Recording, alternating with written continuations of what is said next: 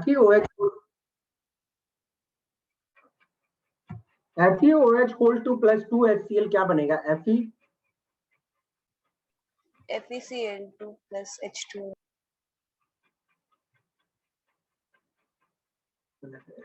कितना H2? जो ही H2 balance हो जाएगी, आई सपोज, है कि नहीं, है ना? चलो देखो, ये reaction is very important. Chemical properties of basis में ये रिएक्शन काफी इंपॉर्टेंट रिएक्शन में गिनती आती है। ओके, मेरी ऑडियो नहीं जा रही है क्या आप लोग को? वीडियो नहीं जा रही है? चलिए, केमिकल प्रॉपर्टीज ऑफ बेसिस में बात करें तो मेटेलिक सॉल्ट, देखो ऐसे क्वेश्चन आएंगे कि एग्जाम में क्वेश्चन आते हैं कि एक बेस के मदद से, अच्छा छोड़ो ये तो बताया हूँ आप लोग को, बट आप मुझे क्या ये प्रोडक्ट बता सकते हो? ये तो आप लोग थोड़ा गेस कर सकते हो। कॉपर सल्फेट और अमोनियम हाइड्रोक्साइड की रिएक्शन होगी तो क्या बनेगा?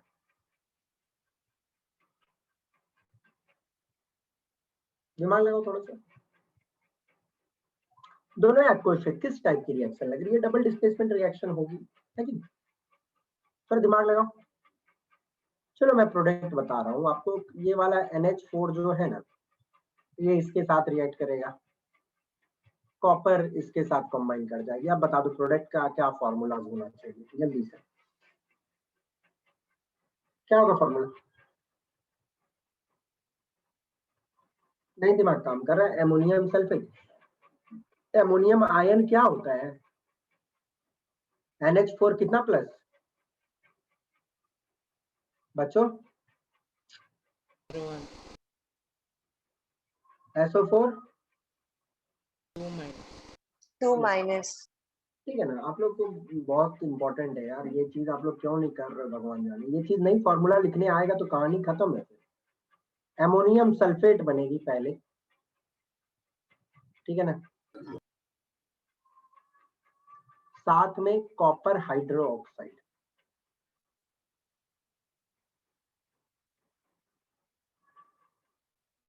ठीक है बेटा। और कॉपर हाइड्रोक्साइड एक हल्का ब्लू कलर का सब्सटेंस होता है, ठीक है ना, हल्का ब्लू, ये दिमाग में रखिएगा, हल्का ब्लू कलर का सब्सटेंस होता है जो नीचे जाके बैठ जाती है। ये साइन का मतलब प्रेसिपिटेट होता है, ठीक है ना। एक पेल ब्लू, पेल ब्लू का मतलब होता है कि हल्का ब्लू। वैसे एक हल्का, एक चीज बता दूं आपको कि Cu2 प्लस आयन जहां भी रहेगा, जिस जगह रहेगा, वो हल्का ब्लू कलर का चीज बनाता है, ठीक है ना। ये दिमाग में आप लोग रखिएगा। Okay, got it? चलिए, zinc sulphate plus sodium hydroxide react करेगी तो क्या बनेगा बताओ? गेस करो। ZnOH plus Na2SO4। Na2SO4 बहुत अच्छी बात है, बट ZnOH होल ट्वाइस होगा। जिंक की वैलेंसी 2 होती है। ओके, ये भी एक प्रेसिपिटेट होता है जो नीचे जाके बैठ जाती है। इसका कलर होता है व्हाइट, ठीक है ना, मतलब इस पर्टिकुलरली हम लोग इसको जेलेटिनस व्हाइट बोलते हैं। जेलेटिनस व्हाइट, जेलेटिनस व्हाइट कैसा कलर होता है एक बार आप लोग चेक करना, ठीक है ना।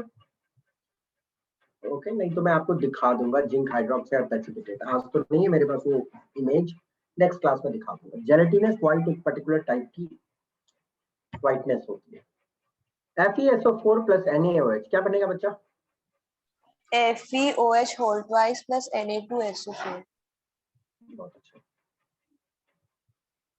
Na2SO4 plus FeOH whole twice. ये भी एक प्रेसिपिटेट, ये बैठ जाएगा, ठीक है ना, ये भी ये बैठ जाएगा। इसके कलर होती है डर्टी ग्रीन, ठीक है ना, डर्टी ग्रीन हो गया।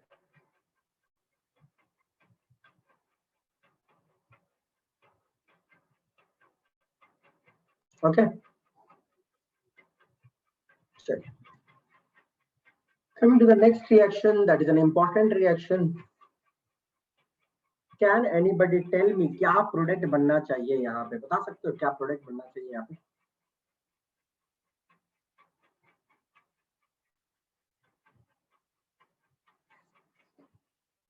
Ammonium chloride plus sodium hydroxide. देखो इस टाइप के रिएक्शन में जहां पे एमोनियम सॉल्ट लेते हैं, एमोनियम का सॉल्ट है ना, ammonium chloride, ammonium chloride, ammonium sulphate, ammonium salts को आप यदि एल्कली के साथ रिएक्ट करवाते हो तो you get a salt plus water plus ammonia,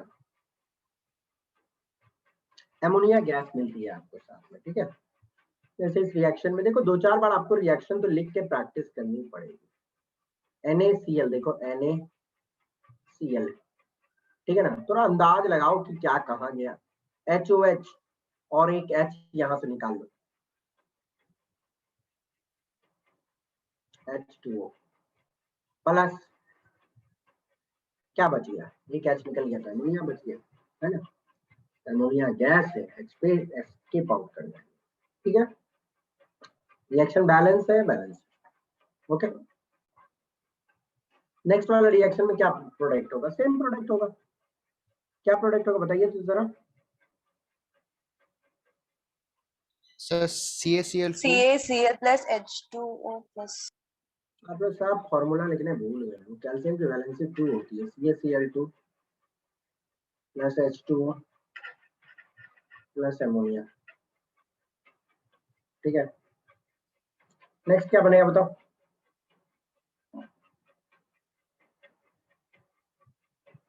sir K2SO4 plus H2O plus NH3।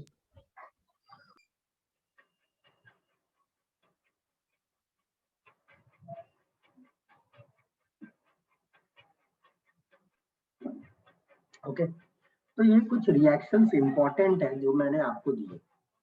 Chemical properties of basis में आपको ये सारे रिएक्शंस देखने हैं। चलिए next will come to some questions, okay. अब इसका जवाब आप लोग दीजिएगा क्या होगा नहीं होगा। What do you understand by alkali, alkali किसको बोलते हैं, बोलिए जल्दी। The bases which are soluble in water are known as alkali. Yes, very good.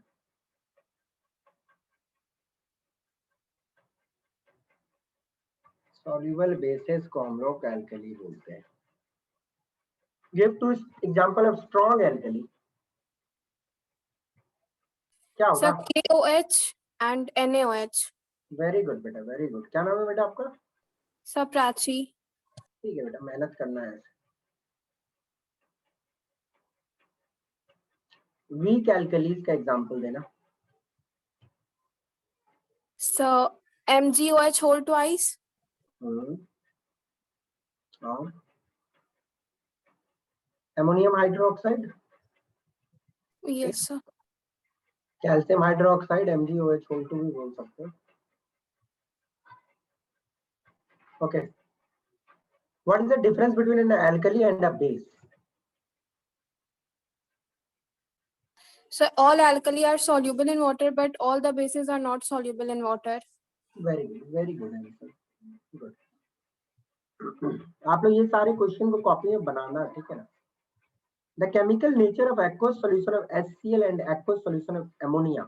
दूसरा बच्चा आंसर देगा, सेम बच्चा नहीं। केमिकल नेचर बच्चा,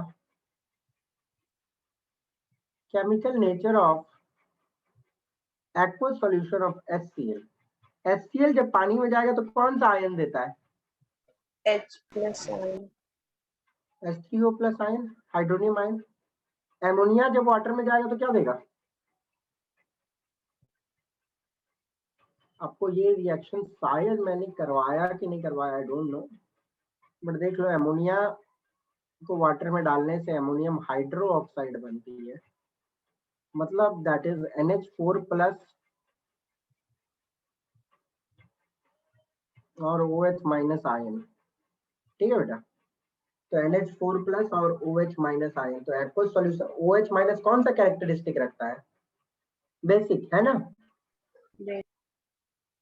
HCl का एक्वस सॉल्यूशन एसिडिक होगा और NH3 का एक्वस सॉल्यूशन बेसिक होगा, ठीक है। Name the ion furnished by bases in solution? लो, इसका जवाब तो आप लोगों को शायद मिल गया होगा। हाइड्रोक्स हाइड्रोक्सिलाइन,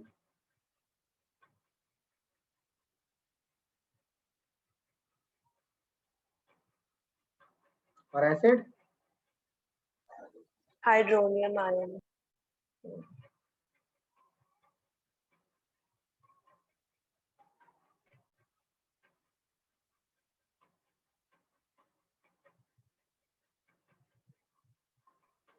चलो,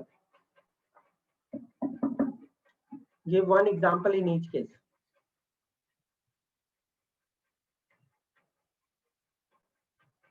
A basic oxide which is soluble in water. Potassium hydroxide.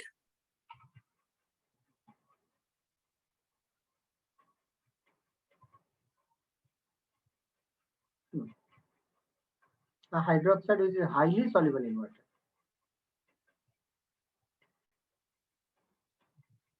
KOH भी highly soluble है, साथ में सोडियम हाइड्रोक्साइड भी दे सकते हैं, है कि नहीं?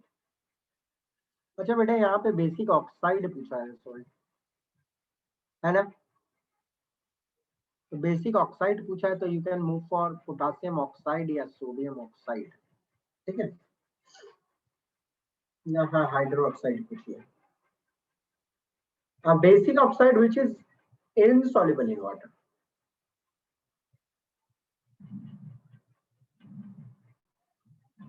एक बेसिक ऑक्साइड जो पानी में इनसॉल्युबल, क्या होगा?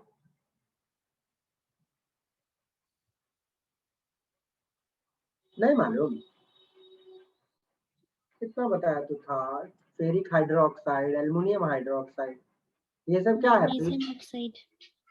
ये सब बेसिक ऑक्साइड है बट एल्कलीज नहीं है।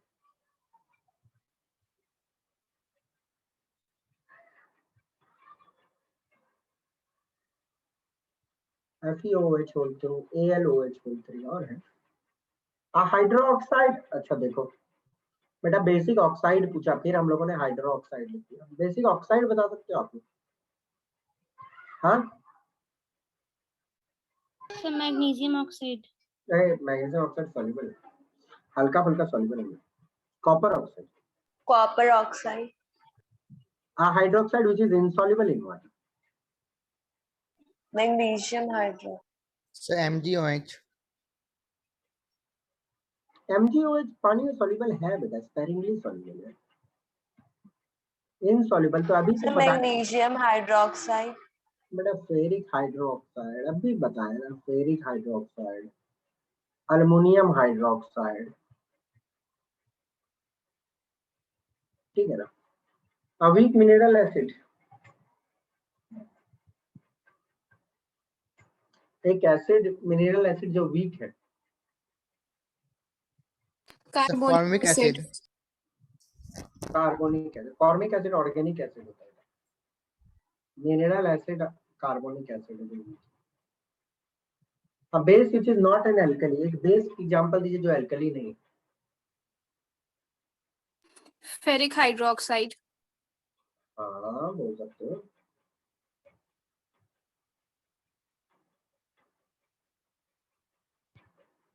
An oxide which is a base,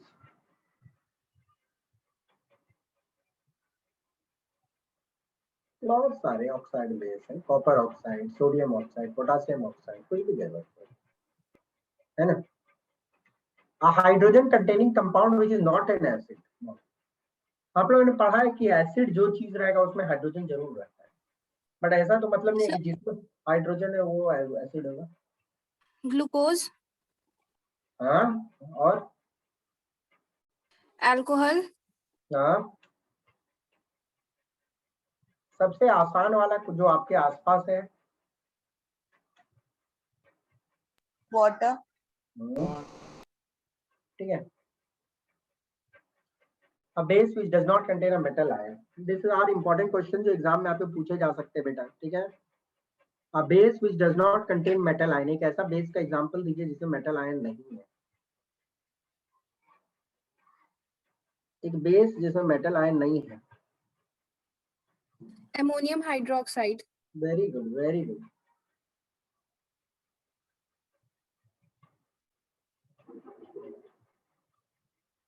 okay,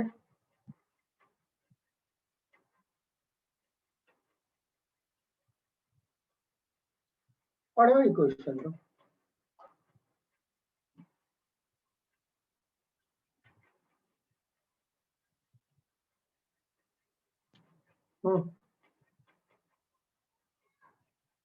क्या होगा इसके?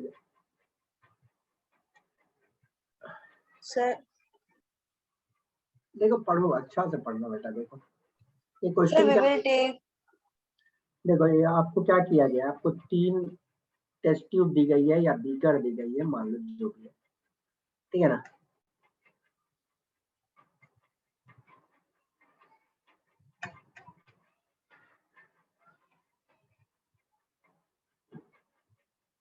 ठीक है,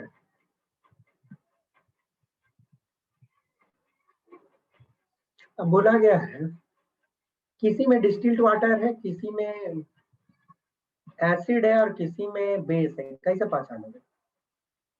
और सिर्फ आपको रेड लिटमस दिया हुआ पहचानने के लिए।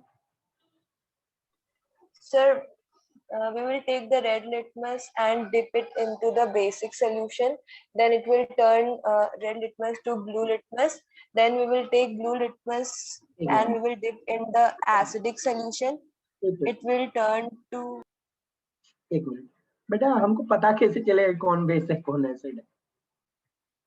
So And- when we dip red litmus paper into distilled water, then it does not change color.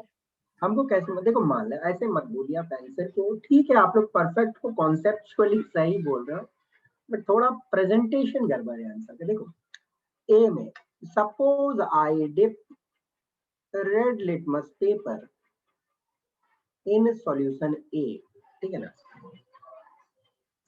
Suppose I dip red litmus in solution A, ठीक है ना। मान लीजिए इसमें नो चेंज आया, तो ये क्या हो सकता है? It may be distilled water or distilled acidic water. solution. ये डिस्टिल्ड वाटर हो सकता है या एसिड हो सकता है ना? Yes, sir. और एसिड हो सकता है। ओके, अब मानिए उसी को मैं इसमें डाला, वही जो पेपर था उसको इसमें डाला। ओके, अब मान लो बेटा इसमें भी आपको नो चेंज दिखा,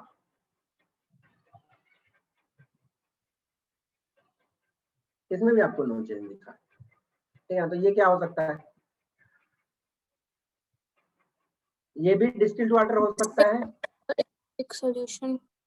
ये भी डिस्टिल्ड वाटर हो सकता है, या ये एसिड हो सकता है, ठीक है ना।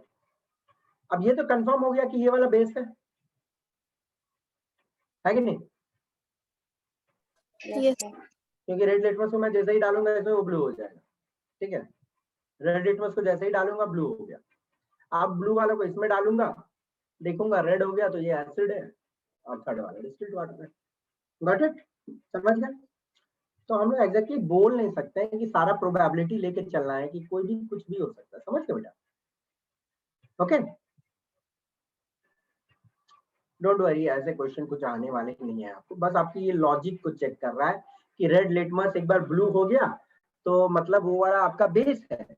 अब ब्लू लिटमस को फिर आप डालोगे एसिड में, तो रेड लिटमस एक बार ब्लू बन गया तो ब्लू लिटमस हो गया ना, ब्लू लिटमस को फिर रेड हो जाएगा। ओके, सिंपल सा लॉजिक। बताओ ये क्या होगा?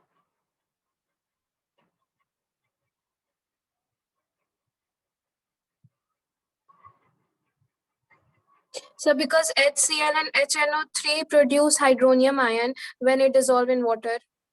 हाँ, then HCl and HNO3 dissociate to give hydronium ion.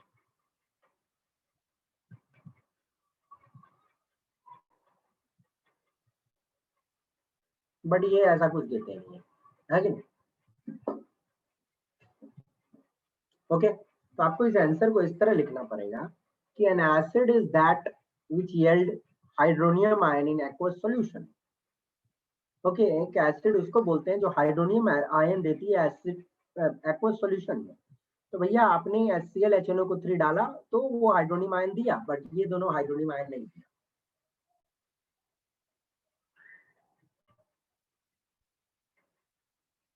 Dry HCl gas does not change the color of dry litmus paper. So because both are dry, if HCl gas. बेटा देखो, acidic character is only visible, ध्यान से सुनो। Acidic character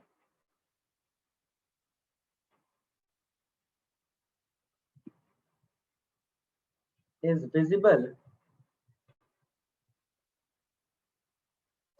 in presence of aqueous medium, ठीक है ना? क्योंकि जब तक आपको पानी नहीं रहेगा तब तक हाइड्रोनियम आयन कैसे निकलेगा, और जब तक हाइड्रोनियम आयन नहीं निकलेगा तब तक आपको वो लिटमस पेपर चेंज कैसे करेगा, है ना? समझ रहे हो बात को ना? Acidic character is visible in presence of aqueous medium, ठीक है। और ड्राई HCl मतलब सूखा हुआ HCl गैस है, उसको हम सूखा हुआ लिटमस पेपर से चेक कर रहे हैं, तब तो भैया कोई चेंज नहीं देगा वो। हाँ, थोड़ा सा लिटमस पेपर को भिंगो तो तब वो काम बन जाएगा आपका, क्योंकि तब HCl हाइड्रोनियम आयन निकाल देगा।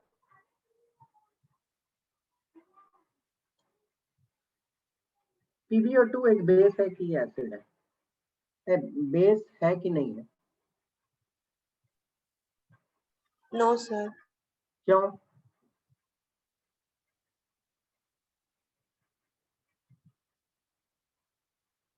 PbO2 जब आपका रिएक्ट करेगा एसिड के साथ तो देना चाहिए सिर्फ सॉल्ट और वाटर, ठीक है ना? देना चाहिए सिर्फ सॉल्ट और वाटर, बट देता है PbCl2 plus H2O plus chlorine gas भी देता है, ठीक है ना? तो एक्स्ट्रा कोई चीज नहीं आना चाहिए। बेस का मतलब क्या होना चाहिए? It gives only salt and water with acid, but यहाँ पे एक्स्ट्रा क्लोरीन भी दे रहा है, इसलिए बेस नहीं है, not. How do you obtain a base from other base? एक बेस से दूसरा बेस कैसे ऑब्टेन करोगे? अच्छी क्वेश्चन है, एक बेस से दूसरा बेस कैसे ऑब्टेन करोगे आप? Can you tell me? एक बेस से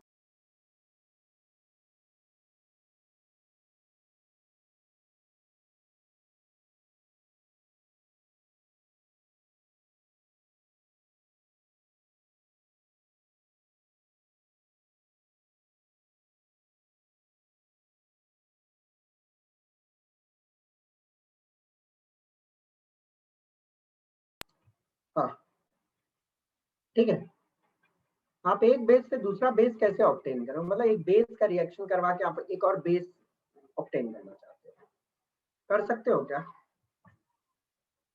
डू यू नो? नहीं। देखो बेटा, ऐसे है, सॉल्ट ऑफ हैवी मेटल्स लोगे ना, जैसे कि आप, क्या हो गया, जैसे आप मानो फेरिक क्लोराइड लेते हो,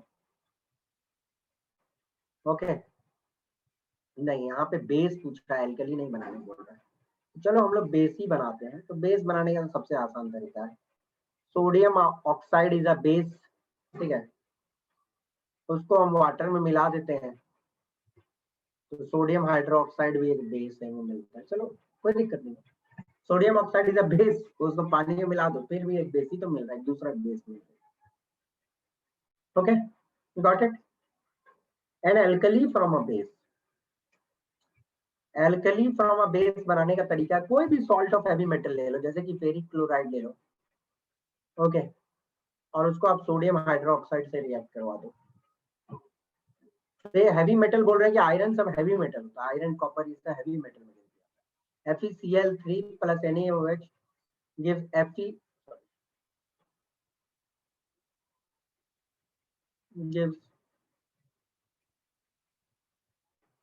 FeOH whole 3 प्लस NaCl मिला ना। FeCl3 क्या है? FeCl3 क्या है? एक बेस है। मतलब एक्चुअली मैं आपको ये दूसरे क्वेश्चन का आंसर दे दिया, ठीक है ना। ये क्वेश्चन का ये आंसर होगा बेटा, base from other base.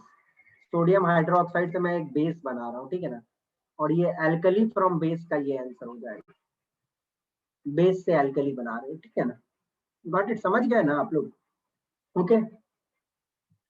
Similarly आप चाहो तो कॉपर सल्फेट का भी रिएक्शन करवा सकते हो सोडियम हाइड्रोक्साइड से, ठीक है ना।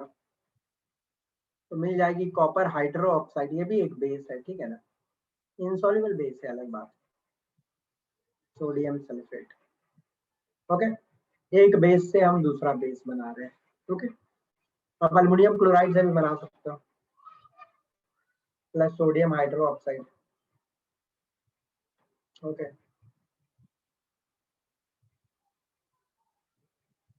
AlOH होल थ्राइस भी एक बेस है। चलो अब मैं नहीं बताऊंगा, ये आंसर आपको बताना। Right balanced equation two satisfy each of the following. Balance equation लिखना है आपको, सेटिस्फाई करना है इस इक्वेशन को।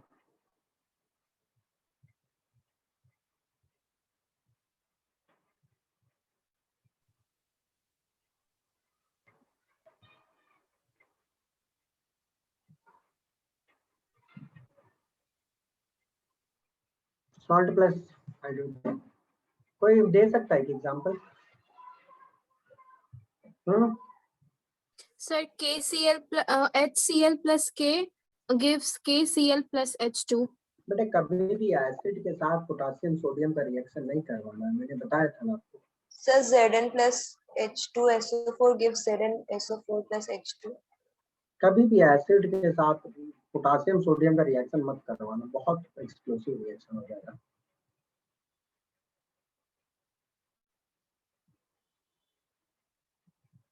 क्या आप बैलेंस कर सकते हो उसको?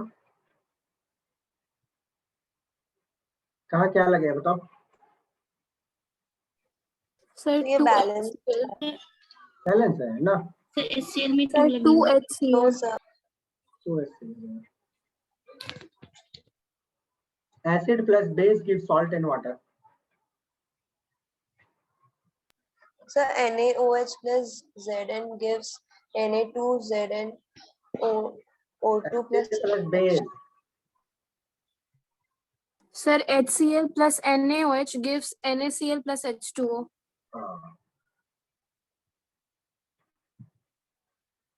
ये सब तो सिंपल रिएक्शन एग्जाम में आ सकते हैं। Third one, acid plus carbonate bicarbonate give salt water carbon dioxide. Na2CO3 plus HCl gives NaCl plus H2O plus CO2. Very good. तो बेटा ये जान लो, मैंने तो ये वाला लिख दिया आपको अभी प्रैक्टिस करने के लिए, बट आपके एग्जाम में ये नहीं देगा, ठीक है।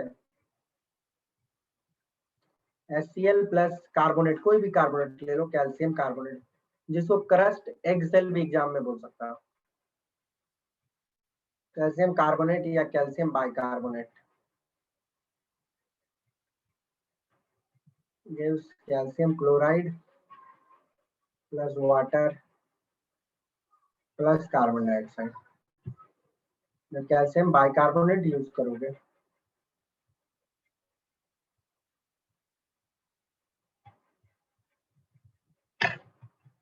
Calcium chloride water carbon dioxide, ठीक है ना। पहला वाला इक्वेशन बैलेंस है, दूसरा वाला बताना तो नहीं, पहला वाला भी नहीं बैलेंस, बैलेंस करके बताइए दोनों।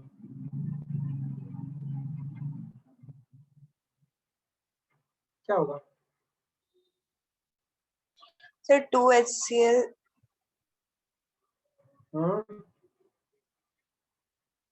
और बैलेंस हो गया ना, ठीक है।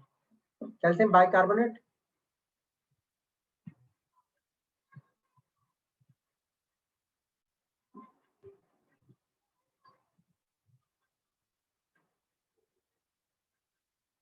कैल्शियम बाइकार्बोनेट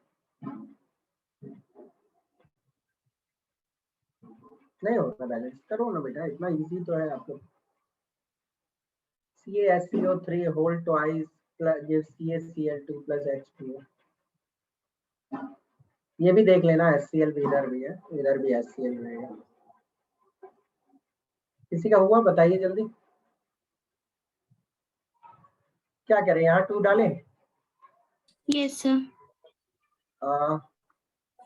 फिर यहाँ 2 डालें क्या?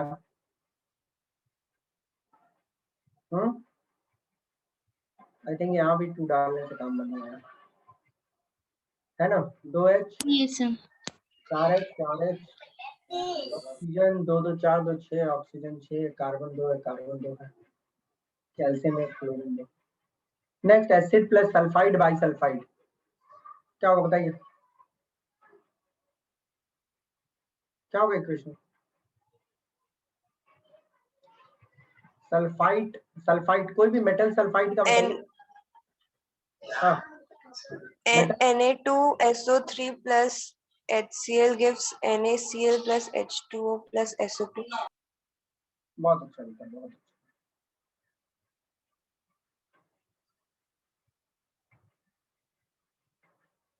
ठीक है ना।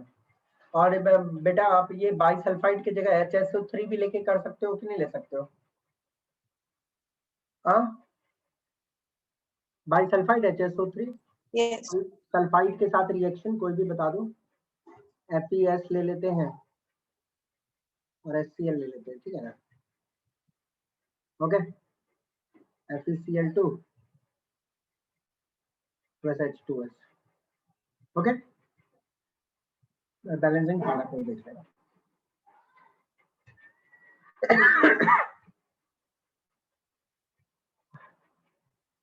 The skin has and needs natural oil. Why is it advisable to wear gloves while working with strong alkali?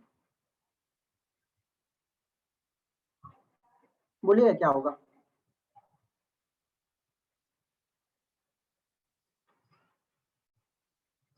क्यों बोला जाता है कि जब आप स्ट्रॉन्ग वाला एल्कली के साथ काम कर रहे हैं, जैसे कि सोडियम हाइड्रोक्साइड इत्यादि, तो ग्लव्स क्यों पहनना चाहिए?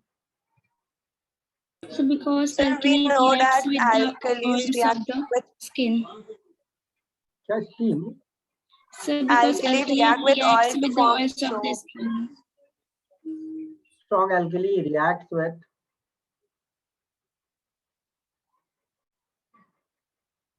oil of skin to produce corrosive action, है ना।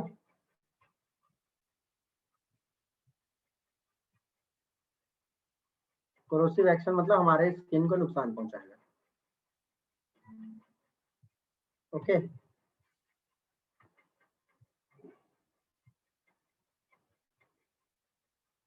लिटमस क्या होगा? Red. एल्कलीज में Blue. Naphthalene Colorless. Colorless। Alkaline में Pink.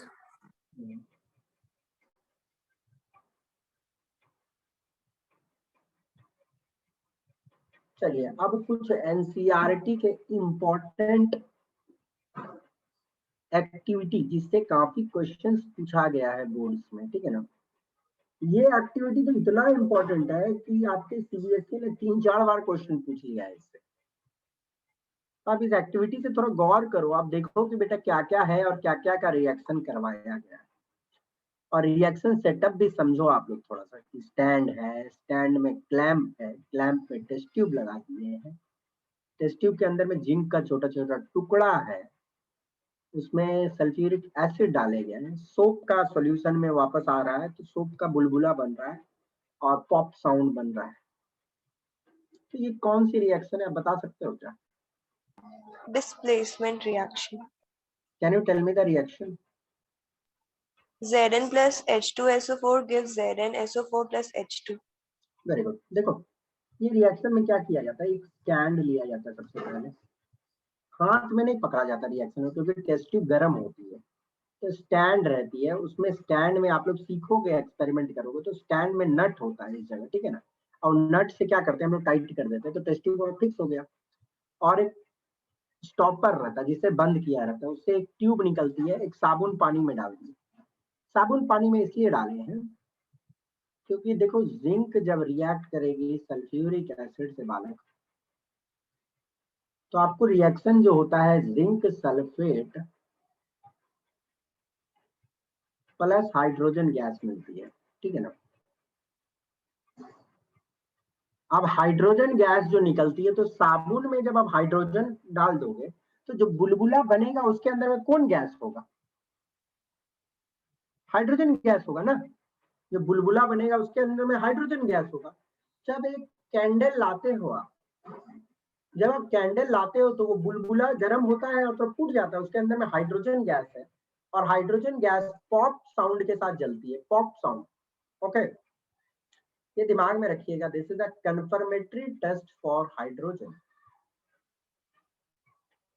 Confirmatory test for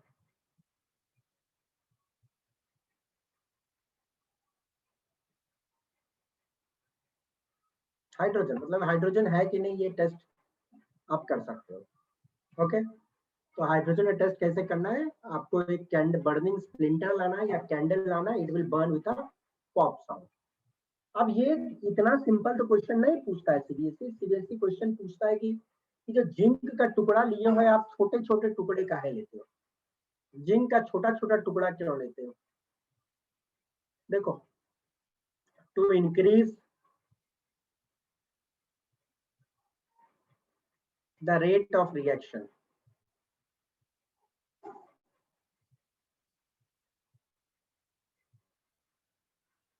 small pieces are taken.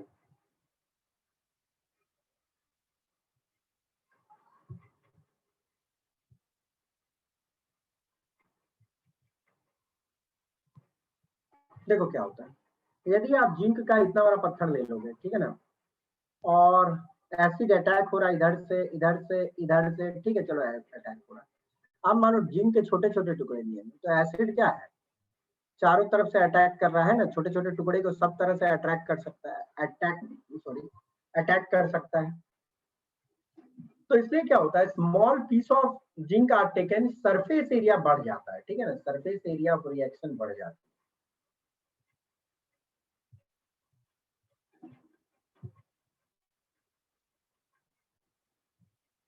और सरफेस एरिया बढ़ने से क्या होता है, चारों तरफ से एसिड अटैक मारता है, चारों तरफ से एसिड अटैक मारेगा छोटे छोटे टुकड़े पे, तो रिएक्शन थोड़ा तेजी से होगा। This is very important, to increase the rate of reaction small pieces of zinc are taken। क्या होता है, increase surface area of reaction, क्या करता है, इंक्रीज करता है। ये अपवर्ड एरो में डाल दे रहा हूँ, ठीक है ना, अपवर्ड एरो से समझ जाना कि surface area of reaction increase होती है। देखो, इस रिएक्शन के बारे में एक चीज बता देता हूँ, और सिमिलर रिएक्शन में क्या किया जाता है।